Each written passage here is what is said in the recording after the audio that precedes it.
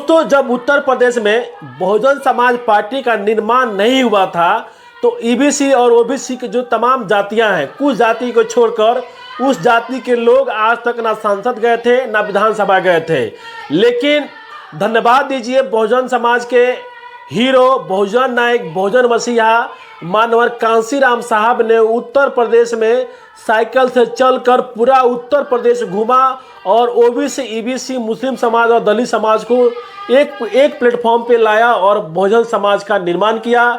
जब सारे बहुजन समाज के लोग इकट्ठा हो गए तो उन्होंने 1984 में पार्टी बनाई, बहुजन समाज पार्टी। बहुजन समाज पार्टी 1984 में बनी और जब सारे समाज के लोग जब एकजुट हो गए तो सबको टिकट दिया और उस पार्टी से विधायक, सांसद, मंत्री बन गए और पूर्ण रूप से 2007 में बहुजन समाज पार्टी का इस देश का सबसे बड़ा राज्य उत्तर प्रदेश में बहुजन समाज पार्टी की सरकार बनी और इस देश की आयरन लेडी बहन कुमारी मायावती जी ने पूरे ईमानदारी से उत्तर प्रदेश में अपनी सरकार बनाई, सत्ता को स्थापित किया, कानून व्यवस्था को चुस्त दुरुस्त किया और लखनऊ और नोएडा में आप जाइएगा तो ये सारा देश जो चकमकाता है बहुजन समाज पार्टी का देन है।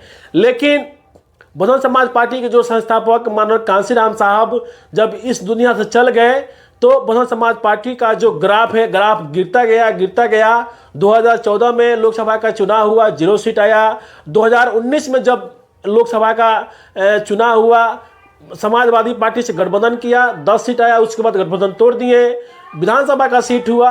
पार्टी का जो ग्राफ था गिरता गया।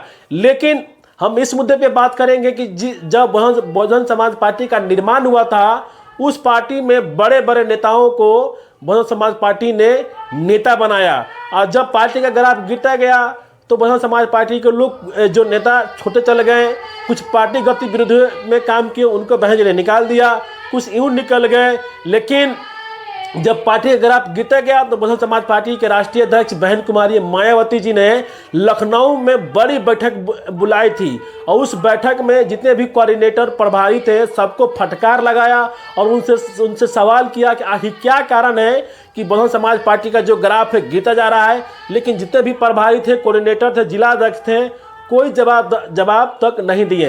बहुजन समाज पार्टी ने नारा दिया है कि 2007 में जिस तरह से ब्राह्मण, दलित, मुस्लिम ने गठजोड़ किया, बहुजन समाज पार्टी की पूर्ण रूप से सरकार बनी। अब उसी नारे पे बहुजन समाज पार्टी ने एक नया अध्याय शुरू किया है और सारे नेताओं को निर्देश दिया है कि आप हर जिला के कस्बों, देहातों में जाइए और ब्राह्मण, दलित, मुस्लिम का गठजोड़ करके एक नया मुहिम चलाइए। लेकिन बहन कुमारी मायावती जी ने एक बड़ा आदेश दिया है कि जो भी नेता पार्टी से लोग छोड़ के चल गए हैं अब उनको पार्टी में वापस लाया जाएगा। ये सबसे बड़ी बात है और ये खुशी की बात है। लेकिन हम आपको बताएंगे कि वह बहुजन समाज पार्टी से छोड़ने वाले तमाम नेताओं को आपको हम बता देते हैं। ऐसे तो सैकड़ों नेता बहुजन समाज पार्टी को छोड़ के गए हैं, लेकिन जो बड़े बड़े नेता हैं मैं उन्हीं नेताओं का नाम लूँगा। फर्स्ट में जो है ब्रजेश पाठक, जो अभी फिलहाल यूपी के डिप्टी सीएम हैं और भारतीय जनता पार्टी में है। अभी इंद्रजीत सरोज हैं जो सपा से एमएलए हैं। ये इंद्रजीत सरोज बहुजन समाज पार्टी के बड़े नेता हैं। अब आप बात करते हैं रामअचल राजभर।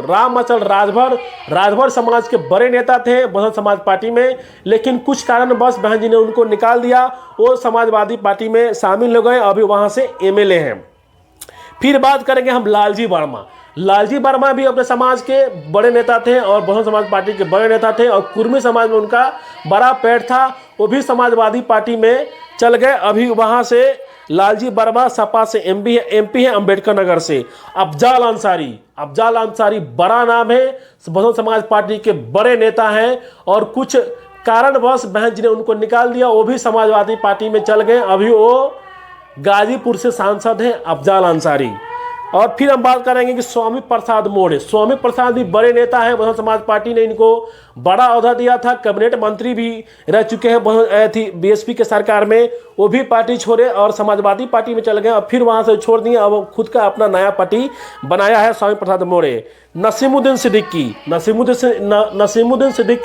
ये भी बहुजन समाज पार्टी के बड़े नेता हैं, लेकिन कुछ कारणवश उनके बहन जी ने कुछ गतिविधियों चलते उनको पार्टी से निकाल दिया, वो भी अब नसीमुद्दीन सिद्दीकी एक कांग्रेस में चल गए।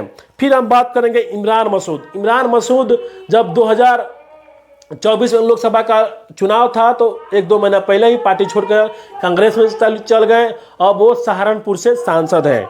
हम फिर बात करेंगे धर्मराज निषाद, जो अभी फिलहाल बीजेपी से एमएलए हैं। फिर है पूजा पाल, सपा से विधायक है लेकिन अभी फिलहाल बागी हैं। बाबू सिंह कुशवाहा, बाबू सिंह कुशवाहा बहुजन समाज पार्टी के बड़े नेता थे लेकिन कुछ पार्टी के चलते उनको पार्टी से निकाल दिया गया, लेकिन अभी फिलहाल वो सपा से सांसद हैं जौनपुर से।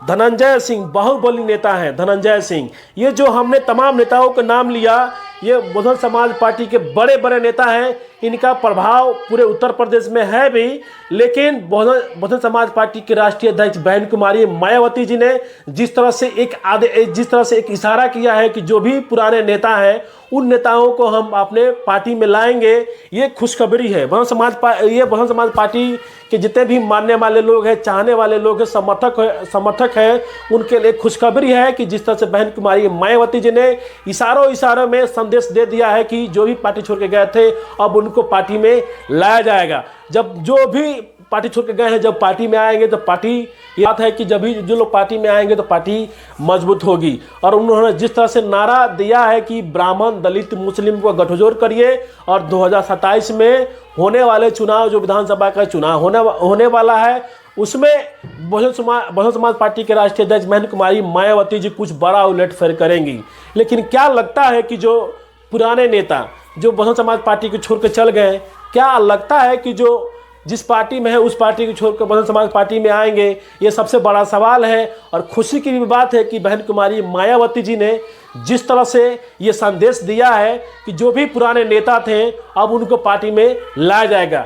क्या ये जो पुराने नेता जो पार्टी छोड़कर गए हैं, क्या लगता है कि ये पार्टी में आएंगे? ये सबसे बड़ा सवाल है। आपका सुनते जरूर अपना कमेंट दीजिएगा। बहुत बहुत धन्यवाद। जय भीम।